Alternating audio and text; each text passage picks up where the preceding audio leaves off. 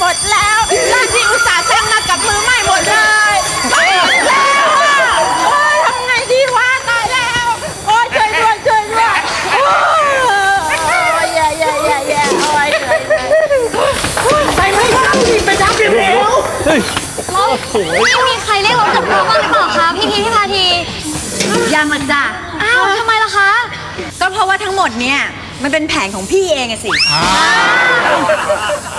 เป็นแผนที่อยากจะให้ทุกๆคนเนี่ยได้ซ้อมหนีไฟกันไงคะน้องพีททำอย่างนี้มันบักเกินไปก็เจ้าบอกเกินไปหรอกเจ้าไม่เกินไปหรอกค่ะ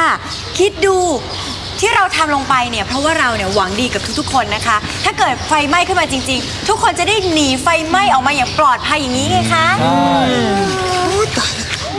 ใช่ไหมคะคุณพาทีใช่แล้วล่ะครับโอ้ยตายแล้วร้านที่ว่าอุตส่าห์สร้างมากับมือไหม้หมดเลยไหม้เลยเขาบอกว่าแกล้งทำไฟไหม้ค่ะอ้าวเหรอพี่เชอรี่เป็นอะไรคะเนี่ยเป็นอะไรล่ะก็วิ่งหนีไฟไงก็เกือบโดนคนเหยียบตายอยู่แล้วเนี่ยนี่ไฟไหม้หลอกๆแต่ว่าคนเจ็บจริงแล้วไงอะแต่ว่าอะไรล่ะคนเจ็บจริงแล้วใครจะรับผิดชอบนั่นน่ะสิคะแต่พี่เจตนาดีนะคะเจตนาดีแต่ได้ผลร้ายพ่อนะครับเรื่องนี้ผมรับผิดชอบเองแต่ว่าพี่เชอรี่เจ็บนิดหน่อยเองนะคะไม่ต้องมีใครรับผิดชอบก็ได้ค่ะจะทำยังไงได้อะก็คุณพาทีเขาเจตนาดีอะน้อยทีนี้นะครับเรื่องทั้งหมดนี้นะครับเป็นแผนการของผมเองครับคุณพีทไม่มีอะไรเกี่ยวข้องด้วยครับเอาพาทีนึกเป็นผู้จัดการแฝดภาษาอะไรวะทำให้คนเขาวุ่นวายไปหมดเลยอะผมต้องขอโทษทุกคนด้วยนะครับผมอยากให้ทุกคนเนี่ยเห็นความสำคัญของการซ้อมหนีไฟนะครับ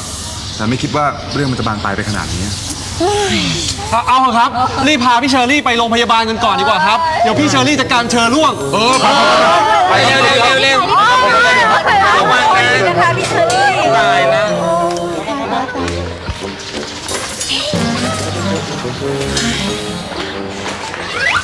อาลังนึกเป็นอะไรหรือเปล่า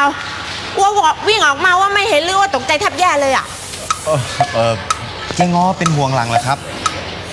ห่วงสิก็ลืออยู่กับว่าก็ต้องเป็นห่วงโถใครๆก็ตกใจฝันดีฝ่อเฮ้ยอะไรวะทำไมหน้าอกเป็นแผ่นๆไหนดูสิเฮ้ยไอ้ยาเงินทำไมเงินเยอะขนาดนี้เงินเนี่ยเป็นเงินของเจ๊งอนั่นแหละคือว่าหลังเห็นนะมันอยู่ในร้านแล้วเจ๊งอไม่อยู่ไงกลัวว่าไฟมันจะไหม้เงินหมดก็เลยเก็บมาคืนเจ๊ครับโอ้เฮ้ยแบบเนี้ยเจ๊ก็จะเชื่อเหรอวะดิอาลังทำไมลือเป็นคนดีอย่างนี้วะซึ้ง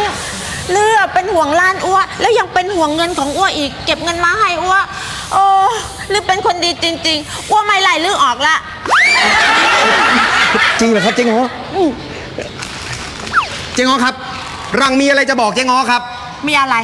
ไอ้เบิ้มกับไอ้ป๋องมันขโมยของร้านเจ๊ง้อมาครับมันสองคนนี่เหรอใช่มันถือโอกาสในตอนที่เจ๊ไม่อยู่ร้านมันก็เลยเข้าไปขโมยของแล้วก็ยัดใส่พุงมาเรียบเลยนี่ไอ้กี่ขโมยไม่น่าวันนี้ทำไมตัวอวบว่าจำกับไม่ได้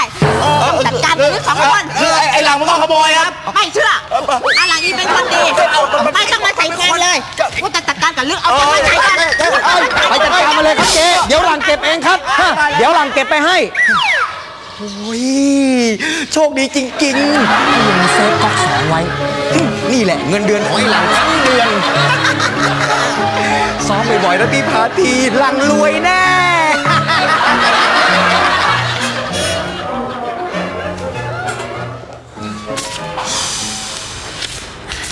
คุณพาที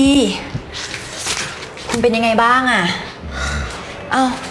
แล้วนี่จดหมายอะไรอะคะเยอะแยะเชียวจดหมายร้องเรียนนะครับค่าทำขวัญ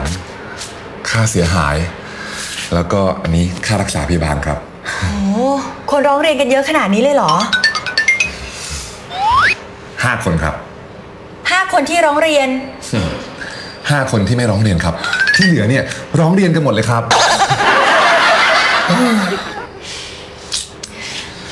ฉันขอโทษนะที่ทำให้คุณเดือดร้อนน่ะแล้วอีกอย่างก็ต้องขอบคุณด้วยที่คุณออกตัวปกป้องฉันตอนนั้นน่ะ ไม่เป็นไรหรอกครับ ผมเข้าใจเจตนาคุณดีครับ แต่บางทีวิธีที่เราใช้เนี่ยมันอาจจะแรงเกินไปหน่อยนะครับ จริงๆแล้วผมเองก็ผิดนะครับ ที่ไม่ห้ามคุณตั้งแต่แรกอะเอาอย่างนี้ไหมครับ ผมขออะไรคุณอย่างสิครับ อะไรหรอ ผมว่าเราซ้อมรับมือกับคดีไหวแล้ว